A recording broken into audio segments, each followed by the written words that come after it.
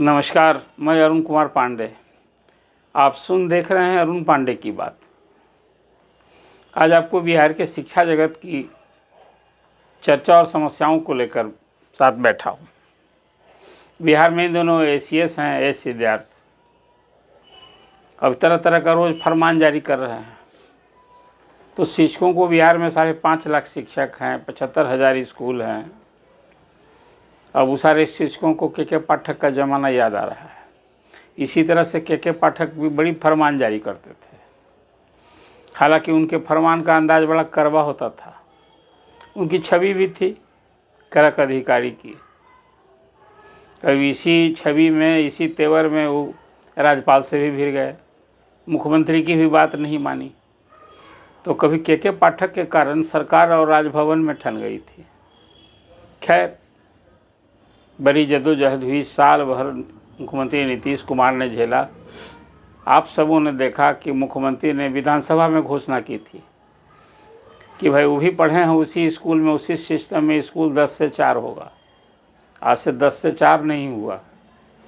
जाते जाते पिछले साल नवंबर महीने में स्कूल की टाइमिंग 9:30 से 4 की गई। चलिए, अभी तो चर्चा मैं एस सिद्धार्थ की करने के लिए बैठा हूँ। एस सिद्धार्थ भी छवि के धनी हैं। इनकी भी ईमानदार अधिकारी की छवि है और सलीके से चलते हैं। अब के पाठक के फुटप्रिंट पर नहीं, अपना ही एक फुटप्रिंट बना रहे हैं, अपने ढंग से चल रहे हैं।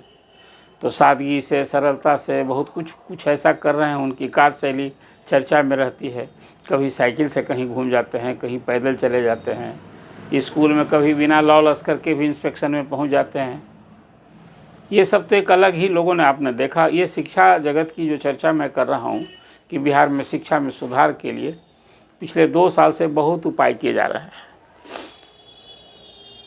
बीपीएससी से नीतीश कुमार ने शिक्षकों को नियुक्ति का, स्कूल शिक्षक की नियुक्ति का अधिकार ही दे दिया बीपीएससी को। बीपीएससी तो एक ऐसी संस्था बनी है जो राजपत्रित पदाधिकारियों की नियुक्ति करने वाली संस्था है। लेकिन चलिए, दिया शिक्षक की नियुक्ति ही। अब 3 चरणों में शिक्षक की नियुक्ति का ये सिलसिला हुआ जारी। कोई 3 लाख शिक्षक बीपीएससी ने नियुक्त कर दिया है। अब वो सारे जो नियुक्ति हुई, उसकी काउंसलिंग, उसका योगदान, ये सब भी 7 विभाग में। इतना बड़ा विभाग है, कोई 60,000 करोड़ से अधिक का बजट वाला विभाग है। लेकिन चर्चा मैं ये कर रहा हूँ कि स्कूल में टाइमिंग सुधार के लिए तो के पाठक ने जो कार्रवाई की थी, उससे ज़्यादा सख्त कार्रवाई की एस सिद्धार्थ ने। अब सबको कहा कि भाई आप मोबाइल से हाजिरी बनाइए, जिस समय पहुंचते हैं उस समय बनाइए, जाते समय बनाइए, और स्कूल में रहते बनाइए, स्कूल का फ़ोटो भी चाहिए। फिर ये सब तो चल ही रहा था। फिर भगोड़ा शिक्षकों की धरपकड़ के लिए भी कुछ अभियान छेड़ा उन्होंने। अभी कुछ ताज़ा कई आदेश दिया है ना, वो बड़ा चर्चा में है और शिक्षक को थोड़ा अटपटा लग रहा है। एक पहला आदेश, ये खासकर प्राइमरी स्कूल में, आप जानते हैं 1 to 5 जो स्कूल है बिहार में, अब तो 1 to 8 वाला ना हो गया है, प्राइमरी और मिडिल मिलाकर। उन स्कूलों में मिड डे मील की योजना चल रही है। तो अभी पिछले दिन एक आदेश जारी कर दिया कि भाई देखिए, मिड डे मील में तो जिस उद्देश्य से सुप्रीम कोर्ट के आदेश से ये पूरे देश में मिड डे मील चल रही है, तो बिहार में मिड डे मील भी है ना। जैसे राशन दुकान का सिस्टम कभी एकदम भ्रष्टाचार वाली योजना मानी जाती थी, मिड डे मील में भी आम शिकायत है। उसके लिए एमडीएम पदाधिकारी, एमडीएम का सब कुछ है।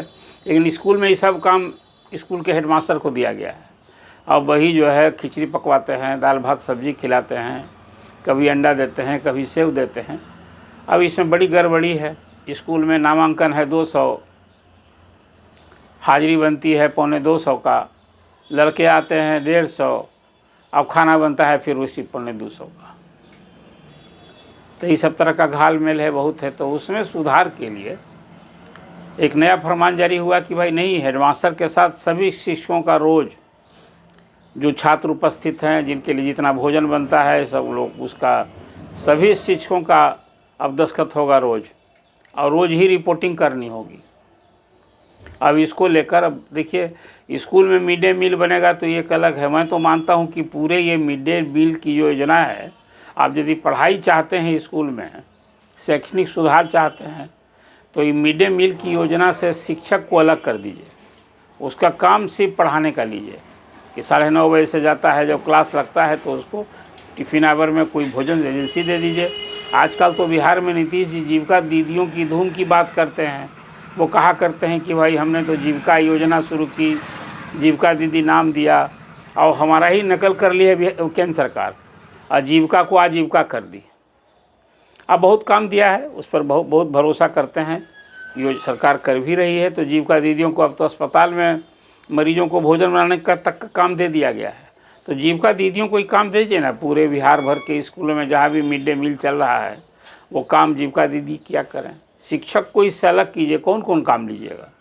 और जो इस आदेश से जो स्कूल में अभी जिस ढंग का हर स्कूल में एक तो प्रभारी टीचर बनाम कई तरह का विवाद वहाँ चलता रहता है।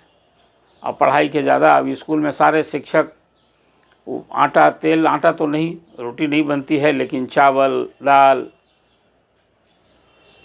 हरी सब्जी आलू ये सब रोज़ बाज़ार से खरीदिए, उसको रोज़ रिकॉर्ड बनाइए, कुछ रिपोर्ट कीजिए। तो इस शाम के लिए मुझे लगता है कि हर इसको आप तो मिड डे मील प्रभारी बनाए ही हैं, ब्लॉक लेवल तक बना दीजिए ना, और स्कूल में जीविका दीदियों को दे दीजिए, जो मेरी समझ है और ये आम शिक्षकों की भी समझ है। तो शिक्षक ने इसके विरोध करने की ठानी है।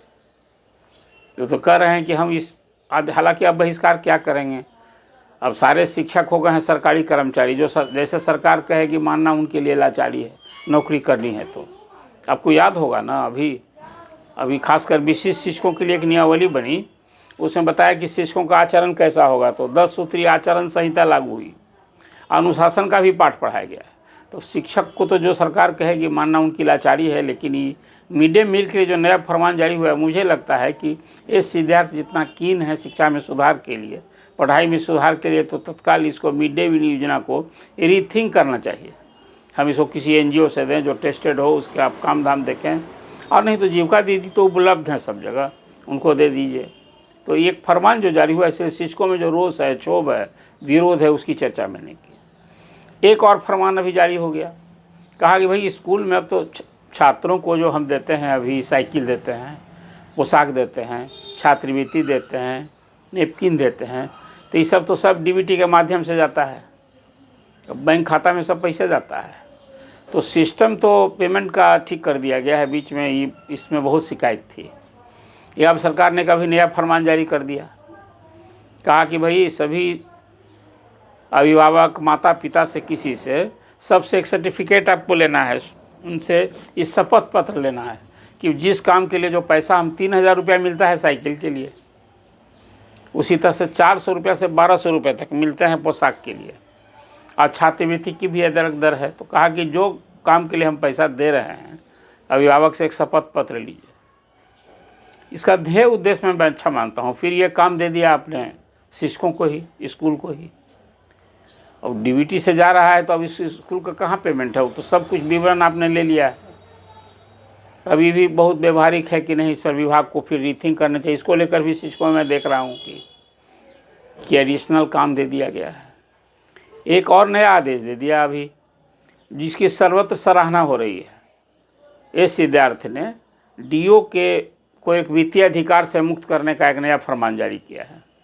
ये बिल्कुल सही है कि पाठक का ये जो आदेश इसके कार्यकाल में हुआ था कि स्कूल में 5 लाख रुपए तक का खर्च जो है स्कूल हेडमास्टर, वहाँ की जो विद्यालय समिति है, प्रबंधन समिति, उसके माथत हेडमास्टर करेंगे, लेकिन 15 लाख तक का जो होगा वो खर्च करने का काम DO का। अब DO के यहाँ तो कमीशन खोरी, भ्रष्टाचार का जो आलम था, आपको याद होगा अभी हाल में बेतिया के DO के यहाँ रेड हुआ, 2.5 करोड़ नगद मिले, 1 किलो से अधिक सोना मिला, 25 किलो से अधिक चांदी मिली, और कई शहरों में उनकी संपत्ति अर्जित कर रही थी। ये एक नमूना था कि शिक्षा विभाग में क्या भ्रष्टाचार का आलम है, और DO कैसे लूट रहे हैं और दोह रहे हैं विभाग को। और उसमें जो सारी बातें मालूम हुई, चाहे वो बेंच की खरीद में, चाहे स्पोर्ट्स के सामान की खरीद में, जो काम होता था ना, सब कोई DO ऑफिस से या तो उसको किसी को कंपनी को ऑथराइज कर दिया और हेडमास्टर से सबसे लिखवा लिया जाता कि हमने ये पेमेंट पाया। उसका कॉस्ट जो होता था ना, अब वो 50,000 का कहीं खेल का सामान गया वहाँ, और 20,000 का एक्चुअल सामान है, दस्तखत कराया जा रहा है 50,000 का। ये काम जो किया है अभी, अब सिविल काम के बारे में भी कह दिया है कि सिविल काम भी जो है उसके लिए हर एक ब्लॉक स्तर पर हम जेई बहाल करेंगे, और ये सब काम अब स्कूल में हेडमास्टर से अलग और डीओ से निगरानी से अलग करेंगे। तो इस काम की सराहना हो रही है। ये काम देर से सही, इस सिद्धार्थ ने जो ये फैसला लिया है वो सही फैसला लिया है, ऐसा लोग मान रहे हैं, शिक्षकों की समझ है। लेकिन कुछ ऐसी चीज़ें अभी है शिक्षकों के बारे में जो बड़ा त्राही मची हुई है। विशिष्ट शिक्षक बना दिया, अब वो सब सरकारी कर्मी हो गए, अब उसको नई योजना में आ गए तो उनके लिए एक प्राण बन रहा है। प्राण जैसे नंबर है सभी शिक्षकों का, अब वो प्राण लोग बना रहे हैं, रिजेक्ट हो रहा है। अब उसके वेतन तभी मिलेगा जब वो प्राण नंबर सबका मिल जाएगा। इसको लेकर अलग मैं देख रहा हूँ कि खासकर विशिष्ट शिक्षकों में इसको लेकर पूरे बिहार में कोहराम मचा हुआ है।